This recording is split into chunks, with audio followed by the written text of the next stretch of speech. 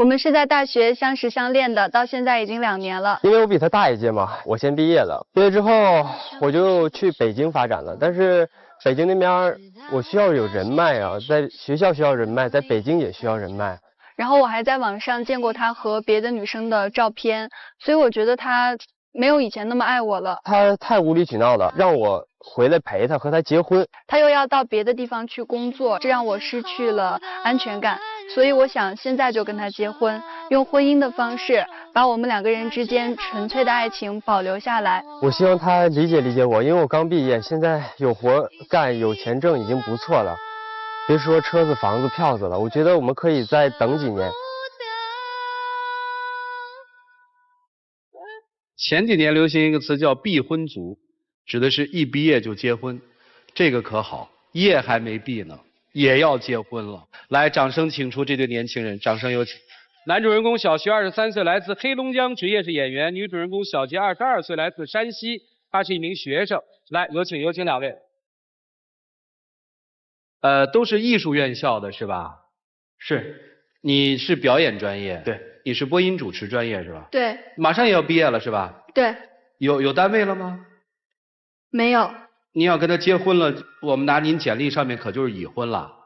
您不怕因为这个找不着工作？我觉得事业和爱情不冲突，有了婚姻也可以继续奋斗。不是，我们现在什么也没有，怎么结婚啊？你现在做什么呀？我现在做兼职演员，因为我比他大一届嘛，我提前毕业了，我就寻思我等他，然后我就签了一家大连的公司，全国各地都有活，做一些群众演员、替身演员、特约演员啊。然后我第一个活就是去的是北京一个郊区，当时去的时候就是信号，那会儿信号也不太好，然后他就说我为他打电话。是，我知道你工作你忙，我都支持，都能理解，但是你也不能出去以后10天半个月一个电话一个短信都不给我。我什么时候10天半个月没给你打电话了？你忘了有一次7天才给我发了7天也不是10天半个月呀，那次我不跟你说了吗？差多少呢？就是刚才再说了，你走之前咱们怎么说的？是不是说好了每天早上、中午、晚上都给我发短信或者打电话，告诉我你到底在干嘛？就因为这个啊？还有一次我在那面试呢，然后那个导演、编剧啊，各种演员都在那儿，然后就特别多人，就我给他打了10多个电话，他一个电话都不接。我当时面试呢，然后我怎么？你不能发个短信告诉我你到底在干嘛吗？导演让我上去试戏去，我在这边给你发短信，你这不开玩笑呢吗？其实我给他从中午一直打到晚上，他都不接电话，然后我给他室友打，给他同学打，都找不着他。是你都不接我电话了，我干嘛非要接你电话？我就那么贱吗？就非要舔着脸等你吗？那你骗我，你联合你室友，他室友给我打电话说他2天都没在寝室住了。我当时我寻思他家也不是大连的，我这怎么办啊？我说这到底上哪儿去了？然后我就去了，我一到学校，哎，发现你跟你室友真是牵手拉手准备上课呢，还笑呵呵的。你着急了是吗？你能感受到我半个月找不到你，我是什么心情吗？我当时那边戏都拍到一半了，我还有2场戏就杀青了。你说你签了一个公司，我不知道你那是个什么公司，我不知道你的公司到底能不能保证你的安全。你半个月不联系我，我知道你还活着没有？我根本不知道啊。到底是7天还是半个月？别差不多啊。差不多。这不是7天还是半个月啊？7天吗？对呀，那咱们说清楚，就一个礼拜，不能说半个月。那他还骂我跟我一起搭戏的女演员，说人不好，说人家就特别难听，说那些话。你还提这事儿是吧？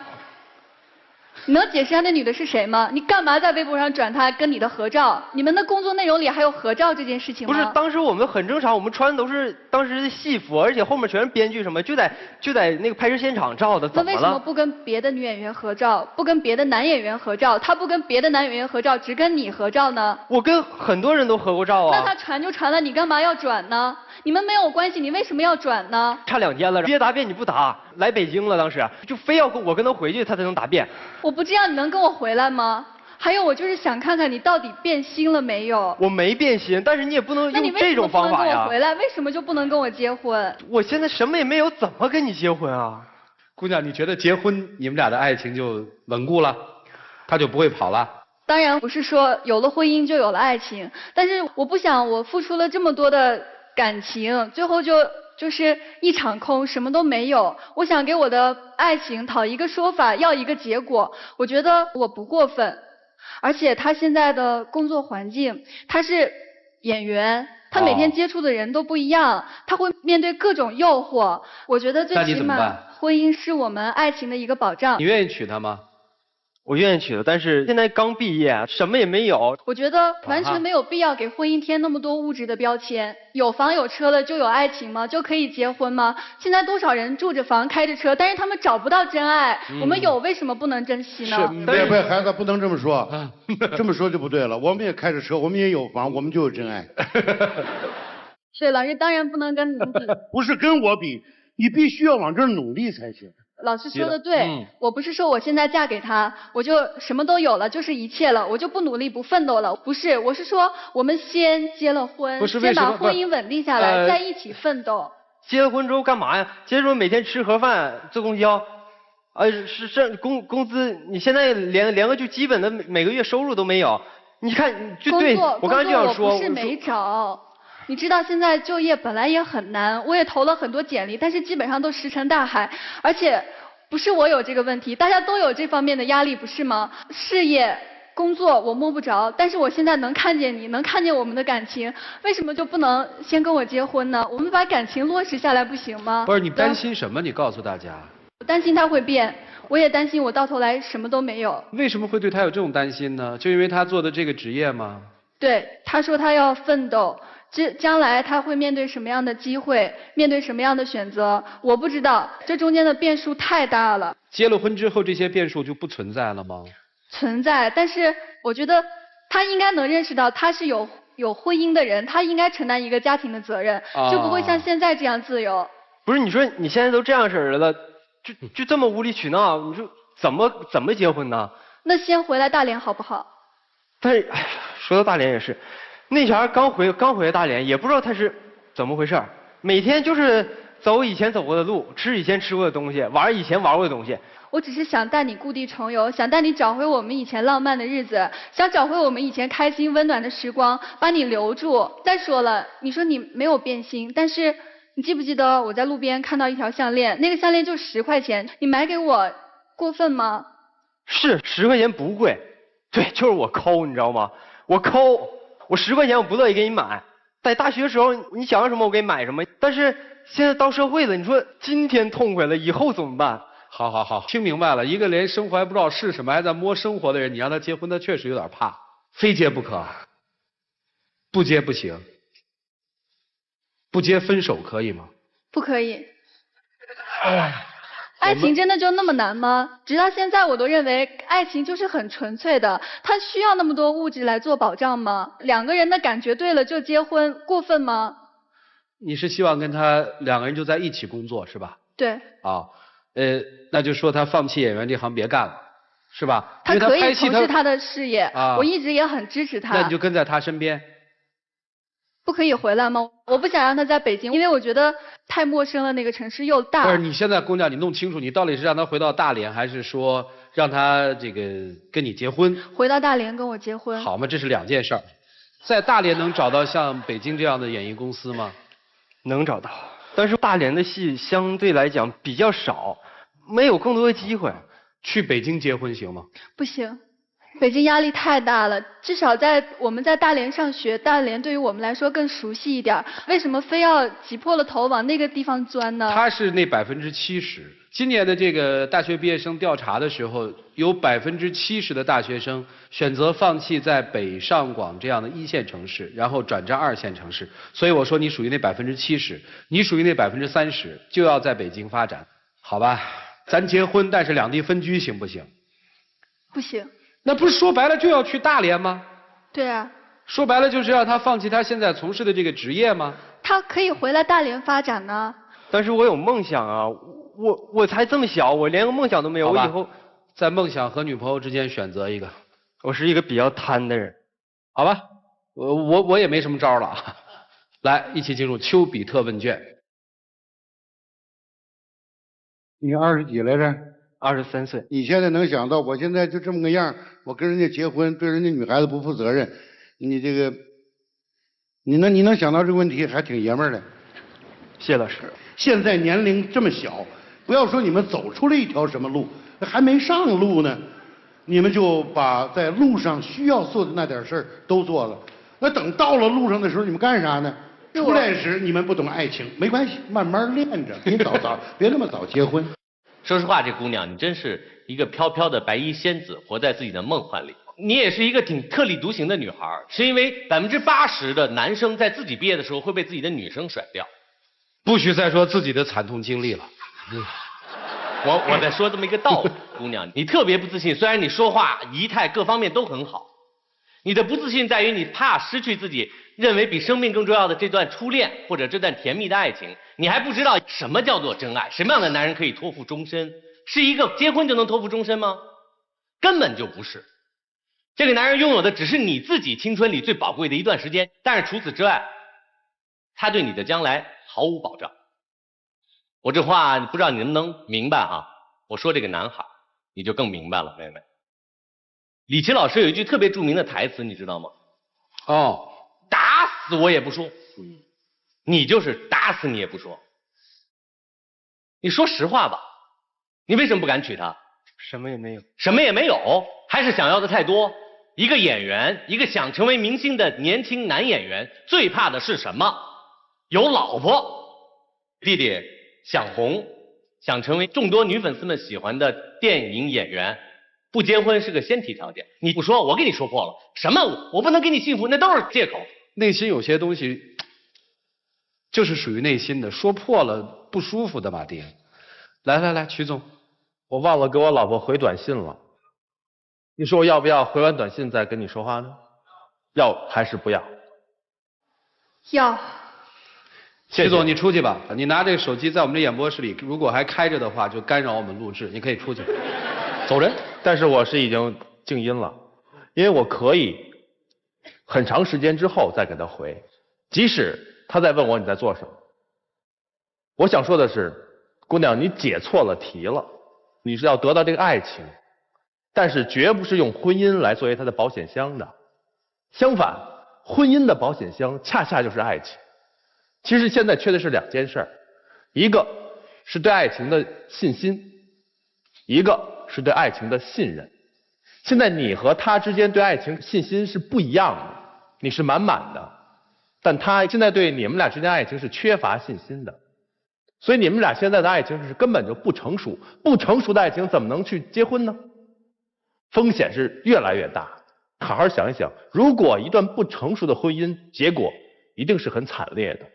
那会儿你不光得不到你幸福，你还会背上了一个离婚的这么一个不良的状态，会影响你今后的幸福的，浪费的都是你的青春。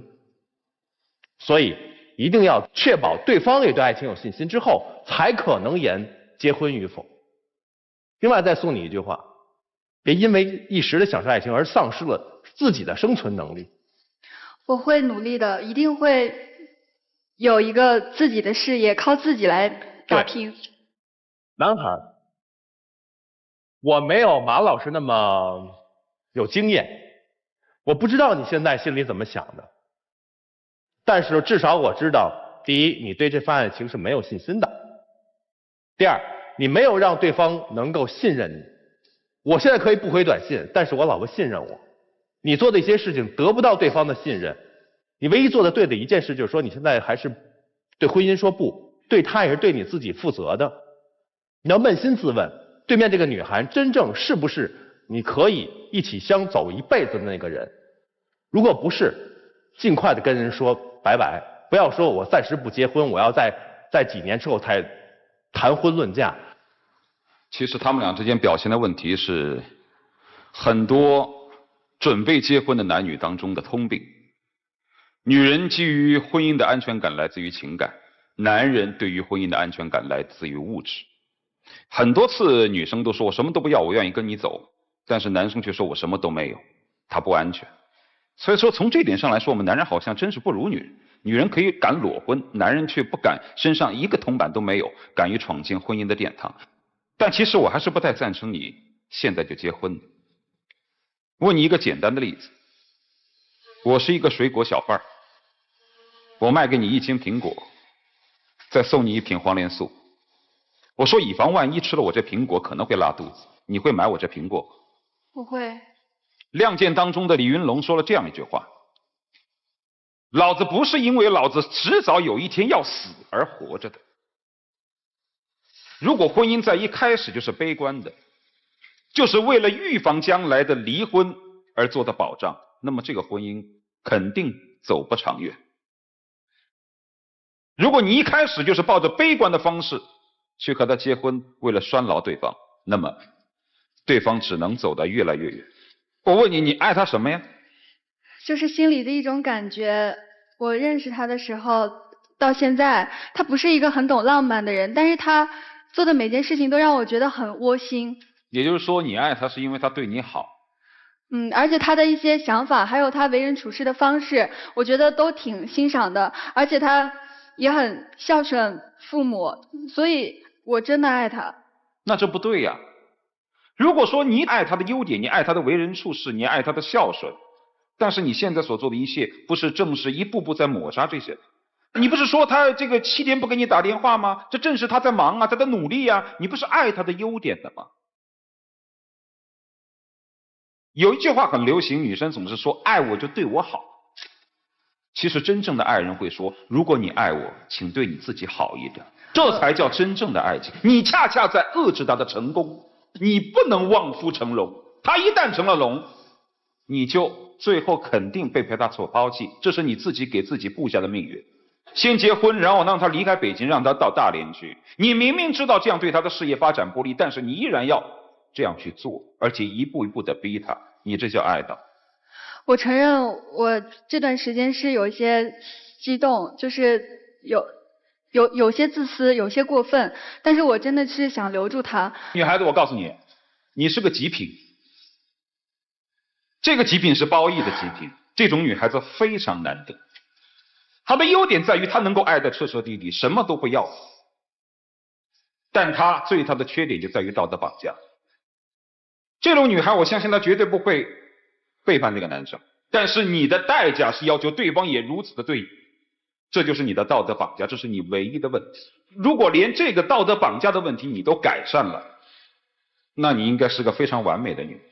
人家跟一个女演员拍个照怎么了？人家因为忙的过程当中疏忽了和你打电话怎么了？如果你把这个问题改掉，我相信你是一个非常好的女人。刚才他反反复复的说到了纯粹两个字，我也是个纯粹的黑白分明的人。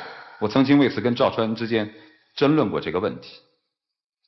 赵川说没有完全纯粹的东西，我也相信相对纯粹，但我所指的是真正纯粹的爱情，它必须发生在两个同样纯粹的人当中。他的婚姻观和爱情观必须跟你一样，但是他还太年轻，因为男人永远比女人晚熟。或许在他在外面奋斗了4、5年之后，他可能才会想起当年你的义无反顾的要跟他结婚的这个举动的时候，他才会感动，而此时此刻他只会觉得你幼稚。所以说，如果你今天执意要为之的话，肯定是以不愉快的结果而收场。如果你能像我所说的改掉你的所谓的道德绑架，你将会趋于完美。即便今天你丧失这段爱情，肯定会迎来你真正美满的爱情。而你就看你今天的短暂的时间当中，你想不想得透真正宝贵的财富到底是不是有辉煌的事业，还是一个真爱的女人永远陪伴在你身边，哪笔财富孰轻孰重？就这。谢谢老师。应该都挺有启发的了啊！我在你们聊天的时候瞎琢磨了几个词儿。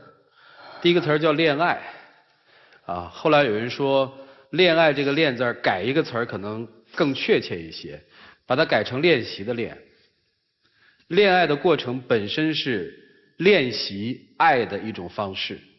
其实我们今天解决的是两个人不同文化理念的问题，很简单，还是涂磊老师说那个。为什么一定非黑即白呢？其实是有一个中间地带的，这个中间地带叫什么？用心守望，找一些中间的，不要老是那么过激，分了不分了，就一定要结了不结了，多累呀！现在可能还有更重要的事情。我不是一个很物质的人，我也不是一个很现实的人，但是面对和物质和现实的时候，有时候我是会低头的一个人。我觉得在他们面前低头不丢人。因为一个人绝不是为自己一个人活着的，你也想想这个，是不是只为爱情活着？是不是只为他活着？可能还有很多东西。接下来的时间是你们自己的时间，一起进入黄金60秒。我还是很爱你的，但是你可不可以冷静一下，然后咱们等有了工作了，咱再考虑结婚的事情。那个时候我肯定会风风光光的给你娶回来的。但是如果说你现在就非要结婚，就必须要结婚的话，我真难免不变心。我这么逼着你跟我结婚，我是怕失去你。我也有我的压力，我是很不自信，我怕失去你，我怕我付出了2年多的感情，到最后是竹篮打水一场空。但是你要相信我，如果我们结了婚，我一定会和你一起奋斗，一起努力。现在结婚太不现实。我还是那句话，我爱你，我们走下去会有一个好的结果。一个字儿，难。时间到了，请亮灯吧。俩死心眼，走下去不等于就是结婚吗？好死心眼，回吧，回吧。来，请关门吧。各位拿起手里的表决器，支持女孩选支持，支持男孩选反对。来，请选择。全场100%的现场观众是支持男孩子的，现在不能结婚。来，各位拿起手里的表决器，我们做第2次表决，还是赞成和反对。如果你相信现在还有爱情，请你选择赞成；如果你觉得现在没有那么纯粹的爱情了，请你选择反对。来，各位请选择。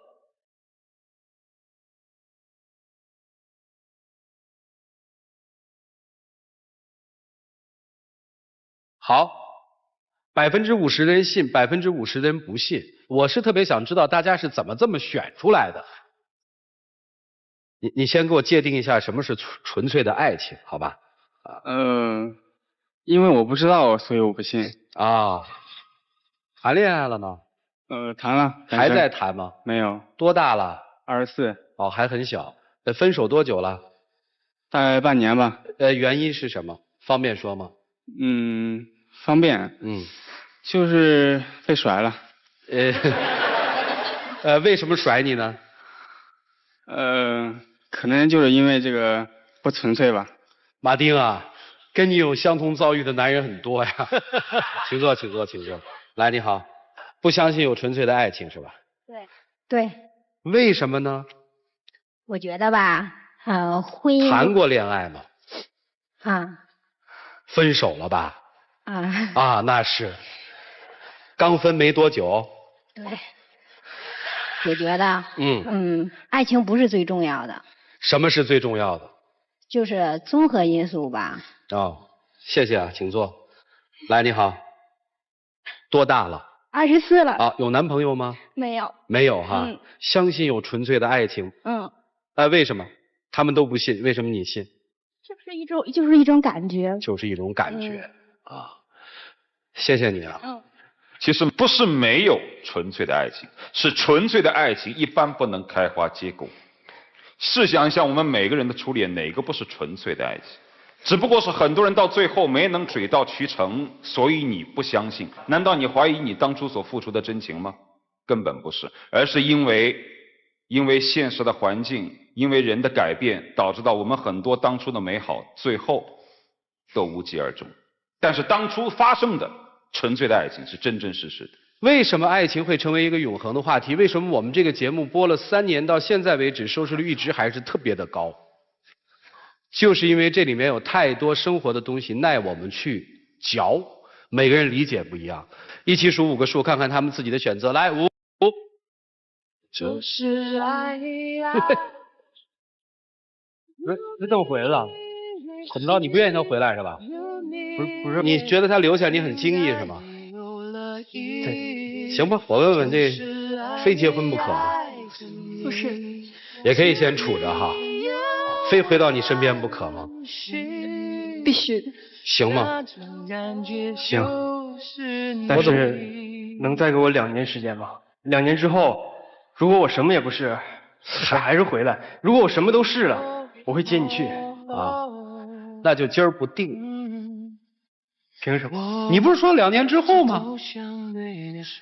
订婚就是提前订嘛。哦，就把2年之后娶她是吧？对，就是你还是要订婚的是吧？订不订？我问他。问你呢？因为你要跪下来给他求婚的吗？我觉得人人平等，求婚并不要跪下来。为啥？我都跪过，你看我这么古老的人我都跪了，而且我不止跪了1次。哎，我就问你今天要不要订婚？要。来，我们有请小话筒来。哎，妈，起来一下，花还没来呢，戒指没到啊，这个给我，那个戒指给叔叔啊。感谢杰利亚为本节目嘉宾订婚提供的套装礼盒。他们说了一句话，男嘉宾求婚的时候这句话要在心里说，叫爱要有你才完美，记住了吗？啊，来，接下来我们来见证他们这个浪漫的时刻，各位请见证。